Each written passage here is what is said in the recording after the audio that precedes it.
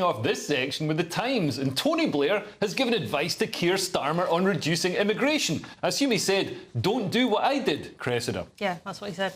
Tony Blair's warning to Keir Starmer on migration. So he did this piece in the Times yesterday, giving him some top tips, like, "Hey man, I've done this job. Let me give you some advice." And he's talking about fighting reform. It is sort of saying, like, "Oh, you've got to watch out for these outliers. You know, they're just getting away with murder. They're running riot." Yeah, and he's saying, like, you know, there'll be a populist uprising if you don't, you know, tackle these issues. You don't tackle these. So exactly, he's telling him to get on top of migration. He's still going on about digital ID cards. I don't really understand how that would help. So if somebody was here illegally, they wouldn't be able to get a digital ID card. Well, they probably would under Labour, to be honest. So then wouldn't they just be... Well, no, but that's my fear. They'd be in the same position as the person who unfortunately lost their passport. They just couldn't get food. They'd try and use it and it wouldn't work. They're all different levels. At that point, there'd be a kind of a sort of temporary, permanent ID card that you'd get given. Anyway, I don't know. I'm a cynic. So he's talking about that a lot. He's talking about AI.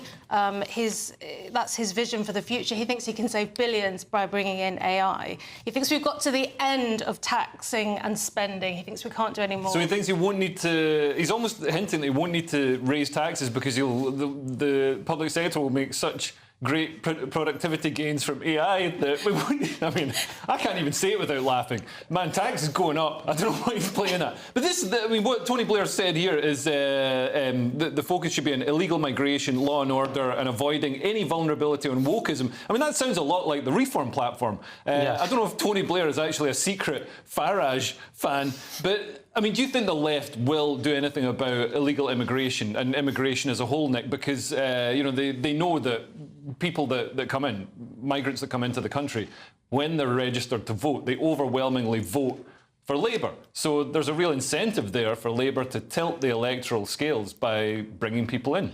Well, I think if they listen to Blair, they will try and fix immigration, because Blair is very ruthless and understands that it's necessary. Now, yeah, the idea that ID cards are the solution is a bit convenient, given that he's been pushing ID cards for about 30 years. I mean, it's like, oh, what a coincidence, that's the answer.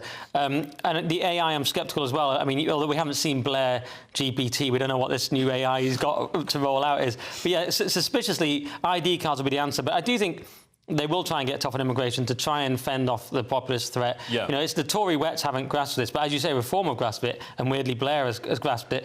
And he talked about Starmer's 5 missions, and it's not pledges now, it's missions. Rishi had pledges, didn't he? Which is growth, NHS, crime, education, clean energy, but that's all kind of fluff to me. But he did have a funny line about Lib Dems, Blair, in this piece. He said that what Liberal Democrats want other than good things is frequently a bit of a mystery. That was pretty funny. He was pretty tough about the whole thing. He recognised that Labour had a kind of mandate, but it was a kind of fragile mandate, given the way the votes were distributed and everything. And he's sort of, you know, it's very tough Blair stuff. You've got to crack down on immigration using ID cards, and you've got to fix the things that people want to fix. But yes, I don't know how AI is the answer, really, but let's see. Yeah, and I mean, I guess technology could save us, but I'd say robotics, you know, self-driving cars, for example, would be something that could save, really save the sort of tight labour market, and, you know, maybe reduce the need for bringing bodies into the country to do jobs. Yeah, we'll have a robot each. We'll have a robot each.